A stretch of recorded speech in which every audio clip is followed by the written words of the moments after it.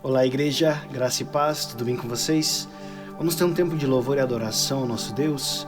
Queria, por gentileza, pedir para você nesse momento concentrar os seus pensamentos em Deus. Vamos deixar o nosso coração quebrantado diante da presença dEle e vamos adorá-lo, vamos exaltá-lo. Amém? Deus abençoe, vamos adorar Ele. Te adoramos, Jesus. Tu és digno, digno, digno. Tu és exaltado. Tu és exaltado.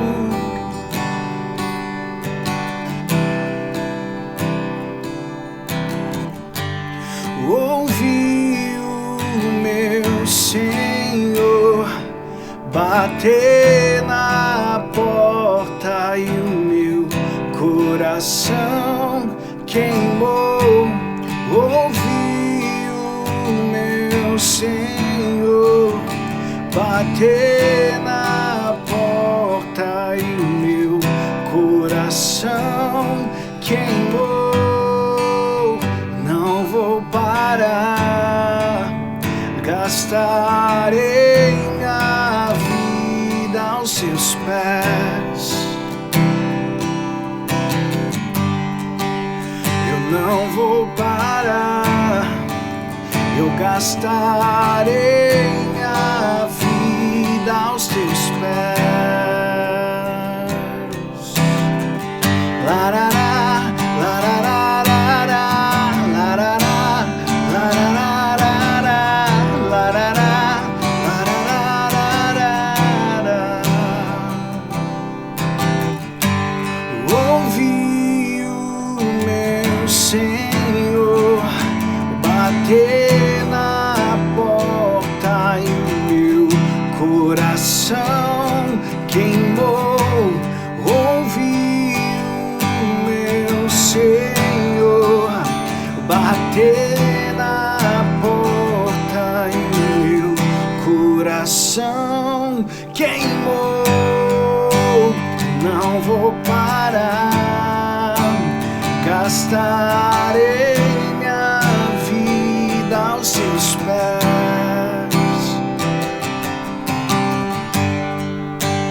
Eu não vou parar, gastarei minha vida aos seus pés.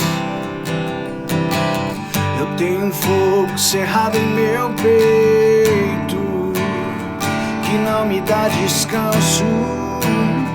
Eu não tenho descanso. Eu tenho um fogo cerrado em meu peito que não me dá descanso. Eu não tenho descanso.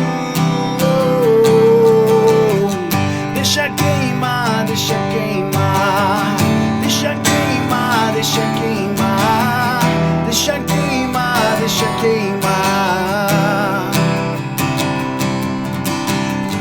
Deixa queimar, deixa queimar, deixa queimar, deixa queimar, deixa queimar o teu fogo em nós, Senhor.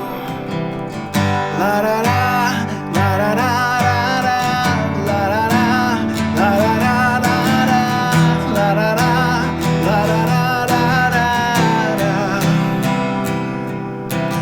Doce, tão doce, alto, tão alto, fundo, profundo é o teu amor. Doce, tão doce, alto, tão alto, fundo, profundo é o teu amor. Doce, tão doce, alto, tão alto, fundo, profundo é o teu amor.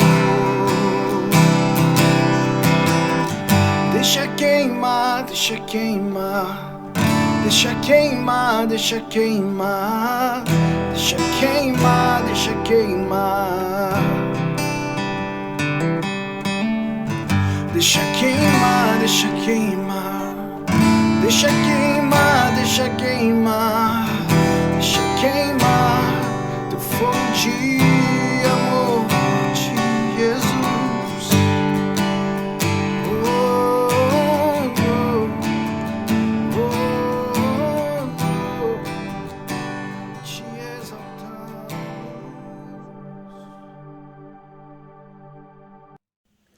Graça e paz a todos. Quero compartilhar uma palavra que está em Mateus, capítulo 22, a partir do versículo 19. Jesus diz: "Tragam a moeda com que se paga o imposto."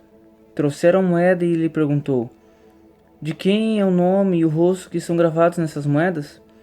Eles responderam: "São de César." Então Jesus disse: "Deem a César o que é de César, e deem a Deus o que é de Deus." Eles ficaram admirados quando ouviram isso. Então deixaram Jesus e foram embora. O que o Senhor ministrou comigo nessa palavra?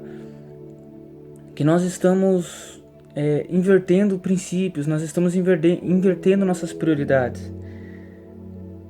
O que eu quero dizer? Nós temos alguma dívida com o homem, com uma instituição, com um banco, com pessoas. E isso nos tira a paz, isso nos tira o descanso, isso nos tira às vezes uma noite de sono, isso nos tira o descanso. Nós nos esforçamos, nós corremos atrás para quitar essa dívida, para honrar os nossos compromissos. Nós queremos sempre ter um nome limpo, ter um crédito na praça, como dizem. E não tô dizendo que isso é errado. Pelo contrário, nós devemos sim honrar com nossos compromissos, ter uma palavra honrada. Mas quando nós voltamos isso para Deus, nós não valorizamos isso, Quando nós falamos de dízimo, quando falamos de oferta, quando falamos de sacrifícios, financeiro, nós não valorizamos, isso não nos pesa, isso não nos afeta, isso não nos preocupa, quando isso deveria ser ao contrário. Como que eu posso me preocupar tanto em estar devendo para um homem e para Deus isso não tem nenhuma importância? Quando nós trazemos isso para a palavra, o Senhor ele sempre vai honrar essa palavra, o Senhor sempre vai ser fiel a ela. Então quando nós praticamos esses princípios, quando nós praticamos a palavra de Deus, ele sempre será fiel conosco. Então como nós queremos viver um tempo de abundância, um tempo de proteção do Senhor na área financeira, mesmo em crise, mesmo numa época de pandemia, como nós queremos a proteção de Deus se nós não valorizamos nessa área financeira? O que eu quero dizer? Qual tem sido o nosso peso quando olhamos para o homem, quando olhamos para a nossa vida física, terrena e quando olhamos para o mundo espiritual? Será que nós temos honrado nossos compromissos com Deus? Será que temos só honrado nossos compromissos com o homem ou não temos honrado nenhum tipo de compromisso? Então eu quero que você entenda, para você ter os céus abertos, para você viver o sobrenatural de Deus na sua área financeira, para você viver tudo aquilo que o Senhor tem para você, é necessário você viver os princípios. A própria palavra em Lucas, capítulo 6, a partir do versículo 38 diz assim: "Dei aos outros, e Deus dará a vocês. Ele será generoso, e as bênçãos que Ele lhes dará serão tantas, que vocês não poderão segurá-las em suas mãos." Algumas versões que falam uma boa medida, recalcada, sacudida, transbordante. Se nós queremos viver o transbordar do Senhor, nós precisamos aprender isso e valorizar isso. Deus, será que eu tenho honrado com o Senhor os meus compromissos? Então você que faz parte da igreja dessa oração, não deixe de honrar seus compromissos, não deixe de ser fiel ao Senhor na sua área financeira. Procure seu apacentador, nós não estamos sendo culto, mas procure seu apacentador, procure nossos pastores, e você verá Deus te honrando, você verá Deus te abençoando. Nós estamos vivendo um tempo de milagres do Senhor. Temos visto irmãos, eu posso ser testemunho disso também em minha própria casa, mesmo num tempo de dificuldade, Deus tem nos prosperado, Deus tem nos levado a investir em próprio negócio, Deus tem nos levado a viver um tempo que nada tem nos faltado na área financeira. Por quê? Porque nós temos honrado nossos compromissos. Nem sempre é fácil, mas isso nos tira o sono, isso nos preocupa. Nós preferimos abrir mão, às vezes de honrar um compromisso com um banco, de honrar um compromisso com um homem, mas nós não deixamos de honrar um compromisso com Deus. Entenda, amado, Deus não quer que você faça loucuras, mas Ele quer que você aprenda os princípios e as coloque em prática. Amém? Que você viva o sobrenatural de Deus na sua área financeira. Mãe, eu quero orar por você neste momento. Deus, muito obrigado, Senhor Jesus, por mais uma vez poder compartilhar, Senhor, a Tua palavra. Deus, nos ensina a viver os princípios da Tua palavra. Nos ensina, Senhor, a colocar em prática tudo aquilo que o Senhor tem nos ensinado. Pai, que o nosso coração venha ter um coração de ofertante, Pai, com alegria, um coração de ofertante, ó Pai, com amor. Deus, não somente, Senhor Jesus, por uma obrigação, ou por medo ou temor, mas que isso venha a ser algo, Senhor Jesus, que venha brotar do nosso coração com alegria, Deus, com prazer, entendendo, Pai, que o Senhor não quer, Senhor, somente as nossas finanças, mas o Senhor quer o nosso coração, e que nós venhamos a depender do Senhor. Por isso, abençoa cada família, Pai, da Igreja de Restauração. Pai, prospera cada um, cada mão, Pai, onde eles colocarem seus pés, que o Senhor esteja, Senhor, com eles, abençoando em tudo, Senhor Jesus, que nada falte. Deus, o Senhor venha guardar, Senhor, proteger, Senhor, cada lar, cada família, cada casa. Em nome de Jesus, Pai, eu quero declarar céus abertos, Pai, sobre a cidade de Rio Branco do Sul, em especial, Pai, sobre cada um, Pai, que faz parte desta aliança. Deus, nós te agradecemos e nós te louvamos, porque nada tem nos faltado. Em nome de Jesus. Amém. É muito bom ser igreja com vocês, amado. Deus abençoe. Boa noite a todos. É um prazer enorme poder estar fazendo esse vídeo, trazendo essa mensagem. O Rubio me convidou para estar com vocês hoje e trazer um pensamento da parte de Deus. Fiquei muito feliz porque tudo aquilo que diz respeito ao reino de Deus está falando conosco. Nós somos a família da fé e nós estamos ligados em torno de uma só coisa: a vontade de Deus, o coração de Deus e a maneira como Ele se revela a nós, e Ele se revela através da palavra. Então, gostaria de trazer um pensamento. Antes de mais nada, queria fazer uma oração. Vamos orar juntos. Querido Jesus, muito obrigado, Senhor, por esse tempo. Muito obrigado, Pai, por tudo aquilo que nós temos aprendido com o Senhor, a respeito do Teu querer, da Tua vontade. Que o Senhor faça desse momento, momento de crescimento, momento de aprendizado na nossa vida. É a nossa oração em Teu nome, em nome de Jesus. Bem, então vamos lá. A palavra que eu gostaria de trazer, o tema dela é capacitado pelo lugar estreito. Um texto muito conhecido na palavra de Deus é o Salmo 23. Ele diz assim, Salmo 23 no verso 1: O Senhor é o meu pastor, nada me faltará. Deitar-me faz em pastos verdejantes, guia-me mansamente às águas tranquilas, refrigera a minha alma, guia-me nas veredas da justiça por amor do seu nome. Ainda que eu andasse pelo vale da sombra da morte, não temeria mal algum, porque tu estás comigo. A tua vara e o teu cajado me consolam. Preparas uma mesa perante mim quando estiver passando por um lugar estreito. Unge-me a cabeça com óleo e o meu cálice transborda. Você percebeu que eu li esse texto de uma maneira diferente daquela que nós habitualmente lemos ou ouvimos? Então, ali no versículo 5, eu lhe: preparas-me uma mesa perante mim quando eu estiver passando por um lugar estreito. E na maioria das vezes, ou nós conhecemos esse texto assim, prepara-me uma mesa na presença dos meus inimigos, dos meus adversários. E a verdade é que não dá para entender da onde que surgiu, da onde veio essa palavra inimigo. Mesmo porque nós usamos a palavra inimigo aqui no Salmo 23 do pior jeito possível.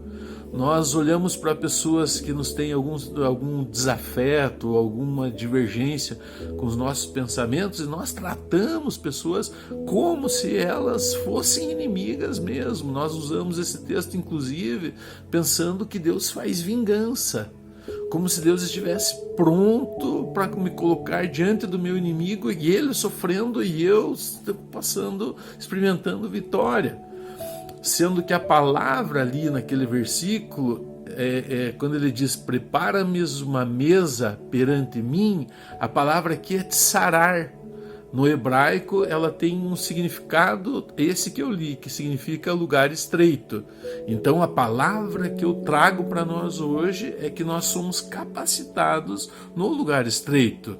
Porque afinal de contas, vamos pensar, quais são Quem são os nossos inimigos? Você tem algum inimigo? Existe alguém que você tem um sentimento tão ruim, tão pesado, a ponto de você querer o mal dessa pessoa? Então eu acho que não cabe que eu e você acatemos a palavra inimigo, porque nós não temos inimigos. E eu vejo assim que os maiores inimigos que existem, eles são os da nossa mente. São os nossos pensamentos, são maneiras como nós, de forma equivocada, enfrentamos a vida, ou enfrentamos até mesmo pessoas, olhando para elas como se elas fossem nossas adversárias. Há um tempo atrás eu vi um estudo muito interessante. Esse estudo fala que 90% dos nossos problemas não existem. Imagine você, 90% dos nossos problemas não existem. Esse estudo diz que os nossos problemas eles foram criados. 90% dos problemas que nós enfrentamos, eles não existiam, mas eles foram criados na nossa mente. De repente, em um determinado momento, passando por alguma circunstância ou enfrentando uma situação tão adversa quanto essa que nós estamos vivendo agora, de repente você atribui problemas e eles passam a ser real, você passa a acreditar e a tua mente diz que você está com problema e eles passam a ser problemas reais. Então, esse estudo ele diz que 10% dos problemas que nós enfrentamos, de fato, eles são problemas e 90% dos demais, eles são todos criados na nossa mente. Agora tá, problemas são criados, mas os lugares estreitos, as dificuldades, as limitações, essas elas existem, essas elas são verdadeiras. Então nós não temos inimigos, porque afinal de contas, nosso Senhor Jesus, ele venceu tudo em nosso lugar e ele nos entregou a vitória. Então tudo que ele conquistou, ele deu para mim e para você, a igreja. Nós não temos inimigos, mas nós passamos por lugares estreitos, lugares onde as coisas se afunilam, onde as coisas elas se espremem, elas se apertam e nós encontramos esses lugares diariamente. Agora vamos pensar nesse texto ali do Salmo 23. O que Deus nos faz nos lugares estreitos? Então a primeira coisa que Deus faz é que Ele nos prepara uma mesa.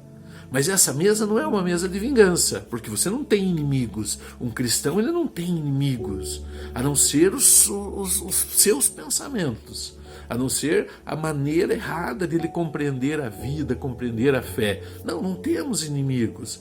Mas quando nós estamos passando por um lugar estreito, segundo a tradução mais correta do texto, Deus vem e nos serve à mesa. O que ele faz? Ele prepara uma mesa para nós. Então, como eu falei, não é uma mesa de vingança, do outro lado não está um inimigo, não está alguém que fez oposição, que não pensa como você pensa, mas é você passando por um lugar estreito. Nesse momento, Deus vem e prepara uma mesa. Que mesa é essa?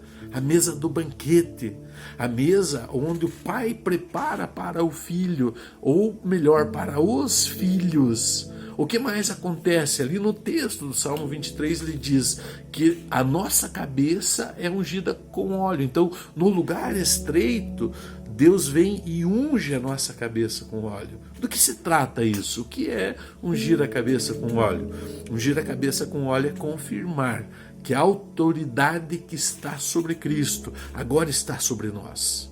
Então, no lugar estreito, ele vem e nos prepara uma mesa e nos serve, coloca um banquete. E ele vem e unge a nossa cabeça com óleo, dizendo que toda a autoridade que estava sobre Jesus agora está sobre nós, sobre mim e sobre você, a igreja. E ainda o texto continua e diz que ao passar pelo lugar estreito, ele nos prepara uma mesa, nossa cabeça é ungida com óleo e o nosso cálice transborda de alegria. Por quê? Porque quando eu sou servido por Deus, quando eu entendo que Deus ele me colocou numa mesa de banquete, quando eu entendo que toda a autoridade de Jesus, ela foi colocada sobre a minha, sobre a tua vida, automaticamente eu me encho, automaticamente eu transbordo de alegria. Então o desejo do coração de Deus é que eu e você aprendamos a viver momentos.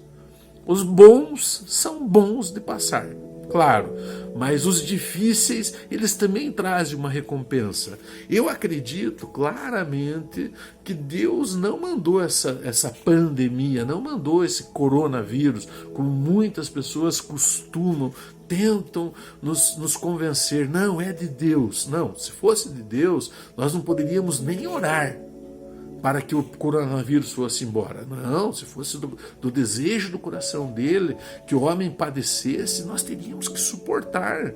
Mas não é do desejo do coração de Deus.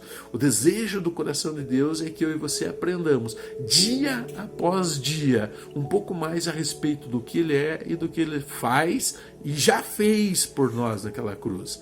A cruz é um lugar de um sacrifício completo, um sacrifício perfeito. Quando eu e você recebemos a cruz, nós recebemos tudo que foi feito e nada, absolutamente nada ficou de fora da cruz. Então o que eu e você precisamos fazer? Abrir o nosso coração. Abrir o nosso coração, e nós precisamos crescer, inclusive num momento como esse. Vamos lá, vamos ver um pouquinho mais a palavra de Deus. Veja o ensino que Paulo traz a esse mesmo respeito.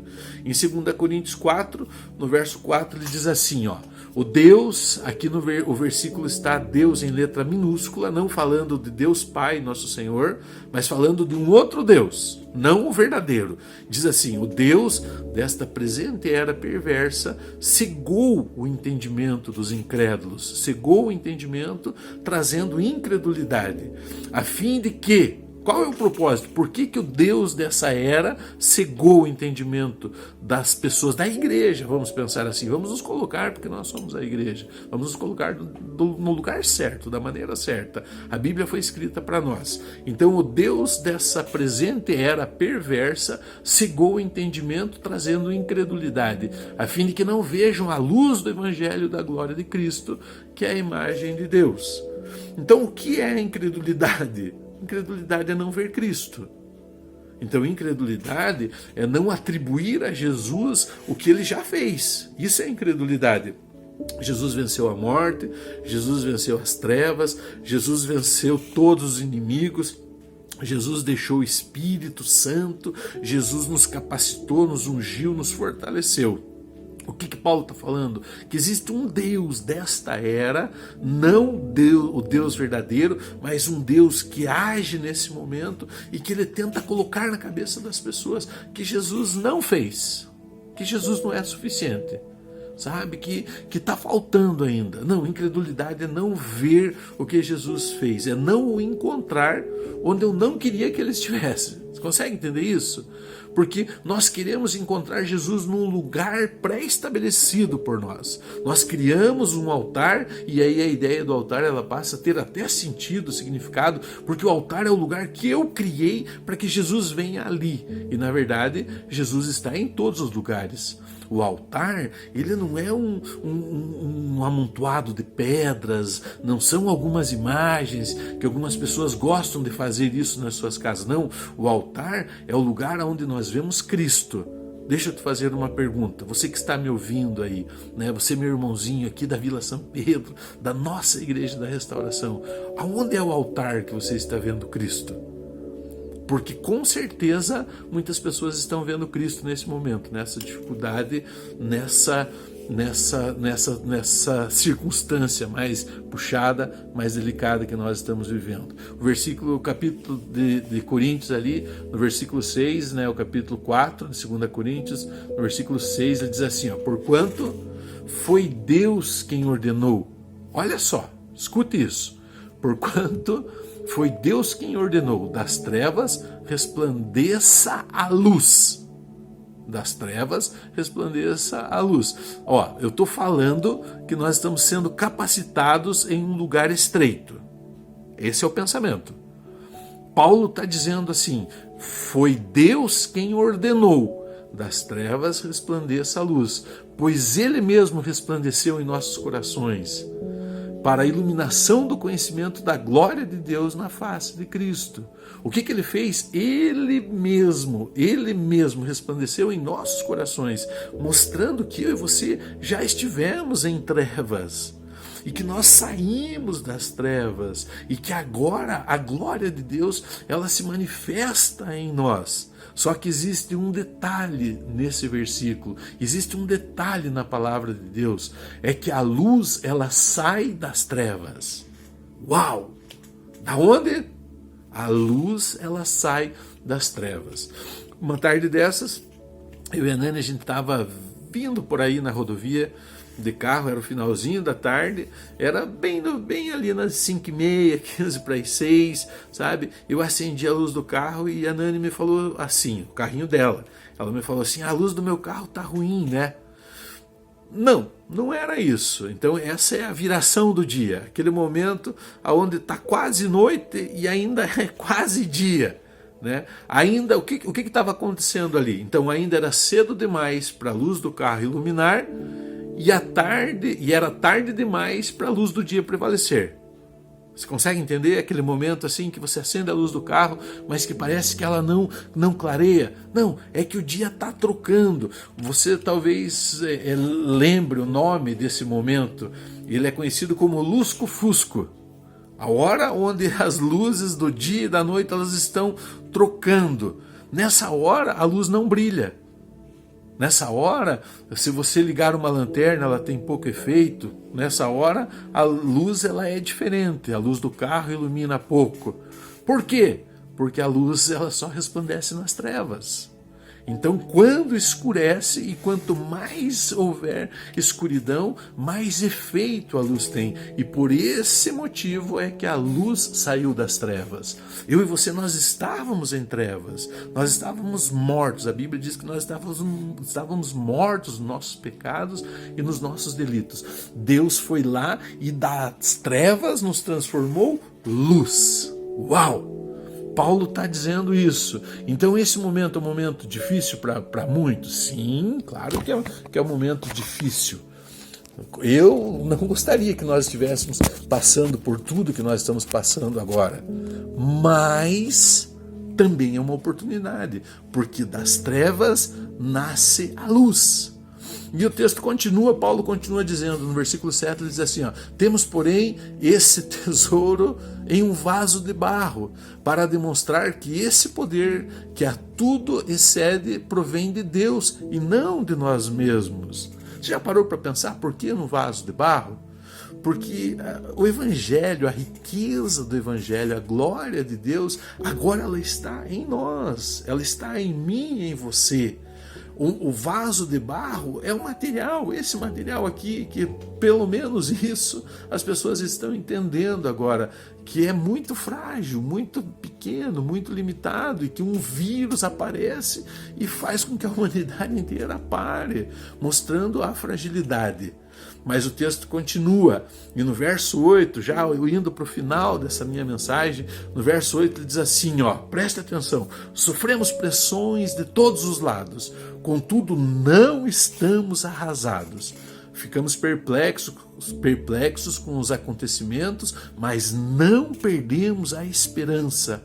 Somos perseguidos, mas jamais desamparados. Somos abatidos, mas não destruídos. Trazendo sempre no corpo o morrer de Jesus, para que a vida de Jesus, da mesma forma, seja revelada no nosso corpo.